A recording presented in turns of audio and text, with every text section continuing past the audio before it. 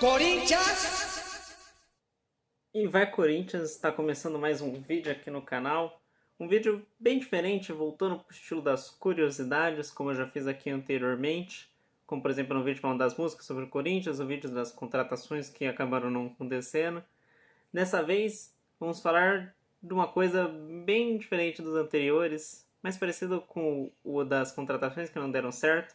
Nessas as contratações deram certo, só que os jogadores não vingaram. Vamos falar sobre os gringos mais aleatórios que já passaram pelo Corinthians. Então, solta a vinheta. Bem, eu acho que todo mundo tem um gringo assim, um jogador estrangeiro do Corinthians que é seu ídolo. Eu, por exemplo, tenho o Tevez, o Romero, né, que é o dessa camisa especial aqui do 6x1. Tem o Rincon, que é talvez o melhor volante da história do Corinthians. Teve o Gamarra, um dos melhores zagueiros do mundo. Mas aqui a gente não vai falar desses. Esses já estão quase sempre sendo comentados. Vamos falar dessa vez sobre gringos que vieram e não deram certo. Os jogadores mais estranhos que já passaram pelo Corinthians. Então, para começar, nosso primeiro exemplo é o Mark Frank Williams, um jogador sul-africano que veio para o Corinthians no ano de 1996. Um jogador que teve uma carreira até que bastante extensa. Se eu fui pesquisar, ele jogou de 1988 até 2003. O cara jogou 2 décadas de futebol, praticamente, quase isso na verdade. E mesmo assim, ele não deu certo no Corinthians. Ele veio em 1996, vindo do futebol inglês. Ele jogou apenas 3 partidas contra Goiás, Bahia e Coritiba. Porém, ele chegou em novembro de 96 e foi embora já depois. Ele jogou esses 3 jogos, acabou o campeonato e ele já vazou, porque o Corinthians não avançou, né, nesse Brasileirão de 96. Para quem não sabe, o Brasileirão de 96 foi bem estranho. Foi um ano, na verdade, só o Brasileiro, o ano inteiro em si foi um ano bem estranho para o Corinthians, né? A gente viu em 95 aquele timaço, campeão da Copa do Brasil, campeão paulista. Expectativa lá em cima para 96 e não foi o que aconteceu. Mesmo com algumas contratações, como por exemplo o Edmundo, que veio para ser o grande craque, o Corinthians caiu nas quartas de finais da Libertadores para o Grêmio, que era um grande time, foi inclusive campeão do Brasileiro, e não avançou no campeonato nacional, não foi bem no Paulista, que foi ganhado pelo Palmeiras, e ficou um ano de fracasso. E essa contratação errada foi só mais uma. Talvez nem tão errada, porque ele nem teve tanto tempo para mostrar um futebol, né? Porque inclusive ele já jogou pela seleção da África do Sul e fez até 6 gols pela seleção, pelo que eu pesquisei. Segundo o Wikipedia. Mas é isso. Bem, o nosso segundo aqui a se falar é o Balbuena. Não, não é o Balbuena que você está pensando. Não é o cara que foi o melhor zagueiro do Brasileirão de 2017. E sim o lateral direito Balbuena, que jogou em 2009 e 2010 no Corinthians. Jogando apenas 16 partidas pelo Timão, ele não deixou grandes lembranças. O máximo que eu me lembro foi um jogo que ele chutou a bola no travessão que eu me empolguei. Falei, caraca, esse cara vai dar certo, mas não deu. Tanto é que quando contrataram o Balbuena verdadeiro, o zagueiro, a gente tinha uma certa desconfiança porque lembrava desse cara. E é até bem estranho isso. 2 caras com sobrenome bem parecido. Um deu tão certo, outro tão errado, né? Doideira e coisas que só provavelmente acontecem com o Corinthians.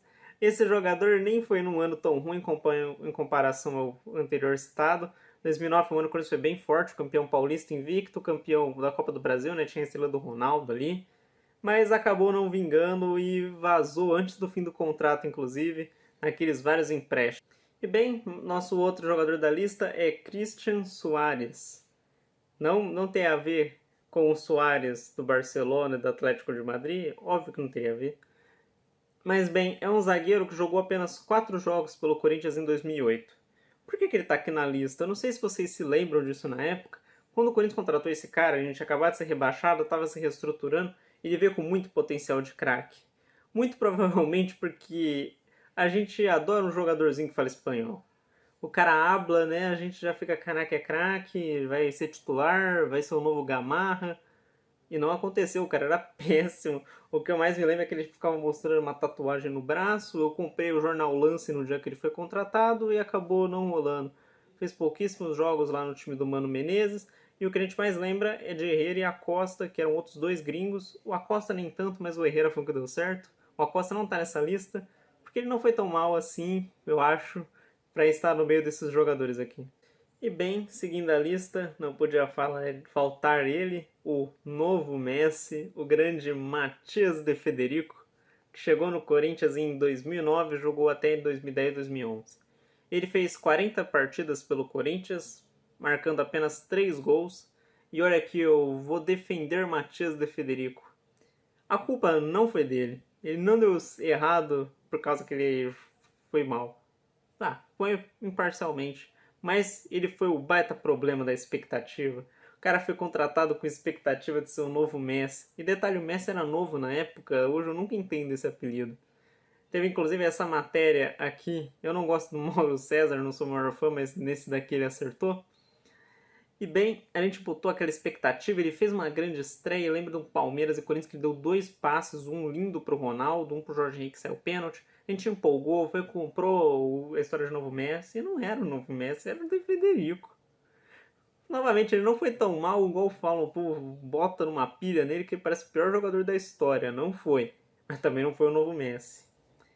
Mas fica aqui o meu agradecimento, ele que eu sempre brinco que se eu tivesse dinheiro eu compraria uma camisa do Barcelona, botar 10 de Federico pra ir no shopping com ela um dia, só de zoeira.